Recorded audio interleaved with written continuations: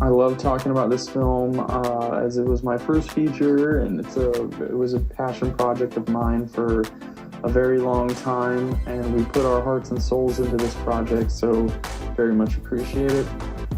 Thanks for having me as well. The story for Haven was born over a lunch between me and Darren. Me and Darren we'd worked together previously in a professional setting, a non-narrative professional setting, so I did some corporate videography for him before, and we kind of hit it off as friends as well, and we knew that we wanted to make something together. He had saw a previous project of mine and then reached out to me about, hey, we talked about making a movie together. We should meet up and talk about a project or see what's up, So we ended up meeting for lunch, and we talked about a few different ideas, and we got on this huge roll of this long conversation about what we wanted to do, and at this lunch, the idea for Haven was born. We just had a simple concept that we wanted to shoot around a single location to keep everything small and easy to shoot, character-based story. And I came up with this idea of a father and daughter living in the woods after, post-apocalyptic world, post-nuclear disaster. And he liked the idea as well, and we kind of moved forward with the script at that point. And that's that. It was born at lunch. As far as how long we anticipated the filming to be, we originally had we knew we had the location for 4 days. That was our original time for shooting the film. Darren liked the idea so much after I wrote the short, because it originally was supposed to be a short, that he says we should make it longer into a feature. And of course I was like, yeah, let's do it. And so I wrote the feature out, and just because it's automatically a feature now doesn't mean all of a sudden we have magic money that wasn't there before. So the shooting schedule stayed the same. We still had 4 days to shoot everything. And we did end up, making our days. I think at the end we ended up shooting for 5 days. So we were 1 day over. I think it worked out best that way. So we did anticipate shooting 4. We ended up shooting 5. Yeah. As far as budget goes, it was completely funded by me and Darren. So the amount of money that was available was it. There wasn't like this any extra money that could come or anything like that. So it was strictly that the budget was the budget, and there was like no going over or under, because we had the money that we had. I guess if you could say we did want a little bit more marketing after the film came out that we weren't able to do as much as we wanted because we ran out of money. So I guess you could say in that sense we went over budget because we didn't have all the money that we wanted in advertising and stuff like that. But it's stuff like that, lessons learned. Especially through your first feature, which this is my first feature. But so I guess you could say technically we went over budget, but the budget was the budget, and we didn't have any more or less money coming in, so we spent we spent everything we had. Our target audience for this film was definitely people that would be interested in a nuclear apocalyptic story, which is kind of a niche audience. We did kind of want that niche audience. So there are, for me, a lot of influence for this film was definitely like the old school grindhouse Italian apocalyptic horror films. That's definitely a lot of influence. Grindhouse films influenced this a lot.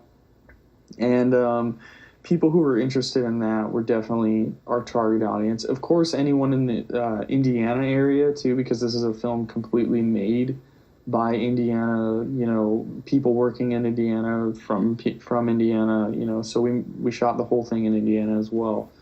So anyone in the Indiana film community was definitely our target audience as well. And, and of course, anyone who was fans of Darren at the time as well. So, those were probably our three target audiences, and I think we addressed that pretty well. So we put, the whole time we stayed in the wilderness to shoot this film, and putting our actors in that environment wasn't necessarily a move to make it more authentic.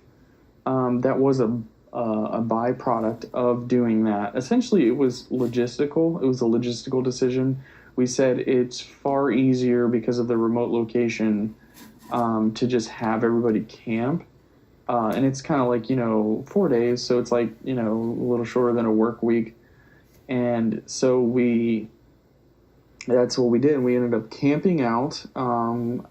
But because that location was so remote and you did kind of need like 4-wheel drive to get there, it was better for us to camp rather than have everyone drive a couple hours every morning to then be on set for, I think we were doing like 15-hour days essentially. So it just logistically, it made no sense for people to have to like commute to and from the site. So it was much easier for everyone to be in that environment. And then when we were discussing that, we said that it will look more authentic by having everyone there. So that was more of a byproduct of a logistical situation. So it's like one of those things where because we didn't have very much money and a lot of things, we ended up having this thing work for us. So like we didn't have as much money to, as a normal feature film would make. So we had to shoot on a shorter schedule. Therefore, people had to camp out, and therefore they were in the environment, and therefore it would look more authentic. So it's like something that we took one of our weaknesses and kind of turned it into one of our strengths, which in indie filmmaking, I think is like probably one of the most important things to do is like, so you have a lot of things going against you in creating a film like this. And the remote environment there was one of those things that we did turn in a way to work in our benefit. A really good example is Jaws. So you remember Jaws, the film, they had things like the fin showing instead of seeing the shark, and then you had like the buoys being dragged, and that's how you knew where the shark was. Well, a lot of that was born out of the sense that the shark didn't work. It's on set, so they had this shark, and it would break down, so they couldn't shoot the shark. So you had to get creative in finding ways to shoot the shark without showing the shark, like the fin, like the buoys. And now, like if you think of the film, those are iconic scenes. So like it ended up being, even on this, big budget film. I mean, it wasn't that big budget at the time, but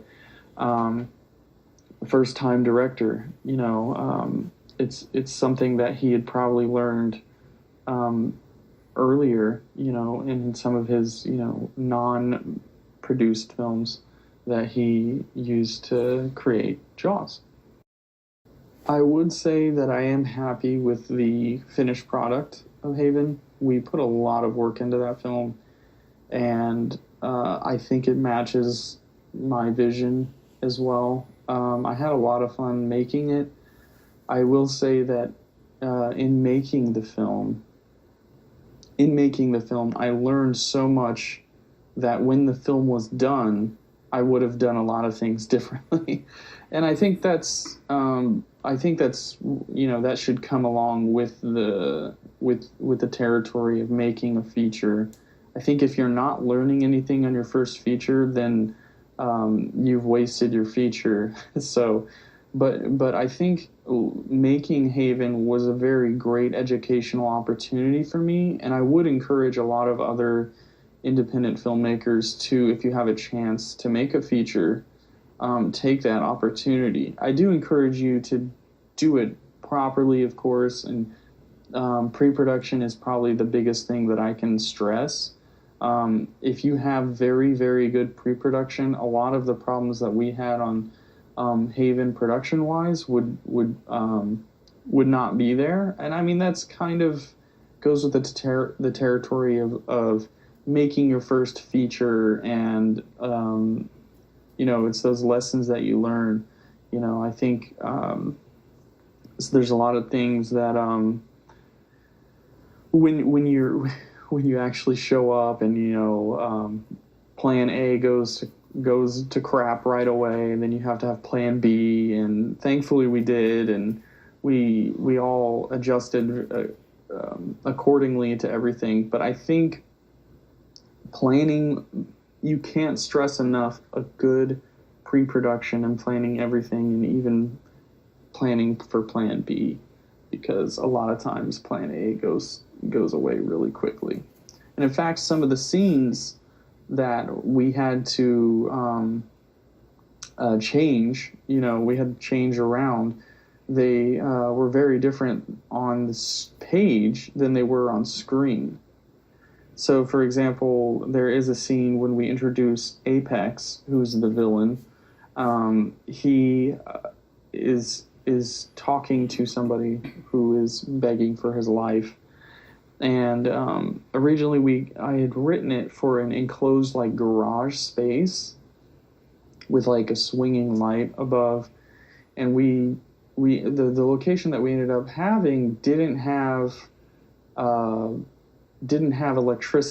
available electricity. And this is something that in pre-production, when you're scouting, you would find that out.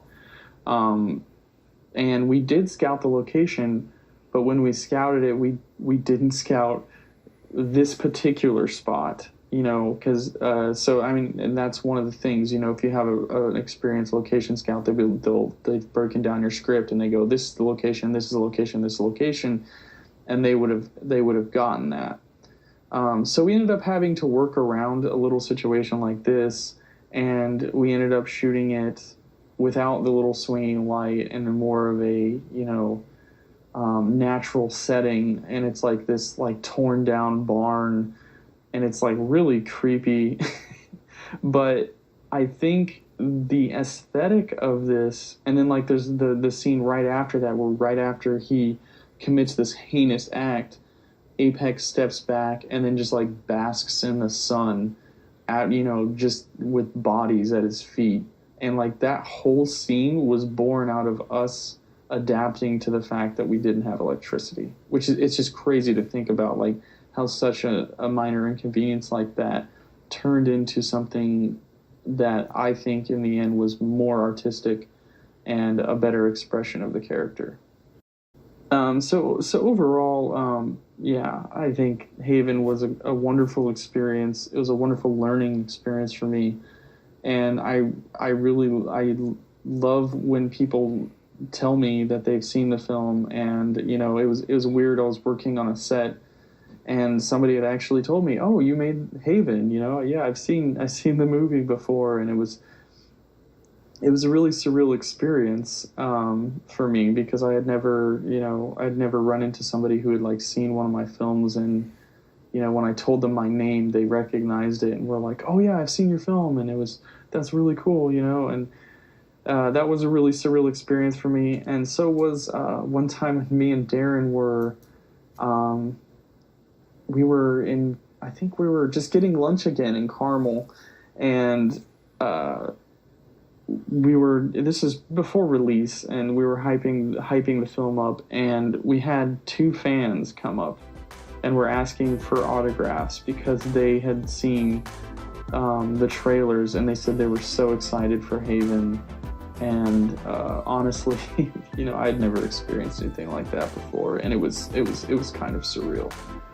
So yeah, overall, I would say I'm definitely happy with the outcome, and it's a great life experience for me.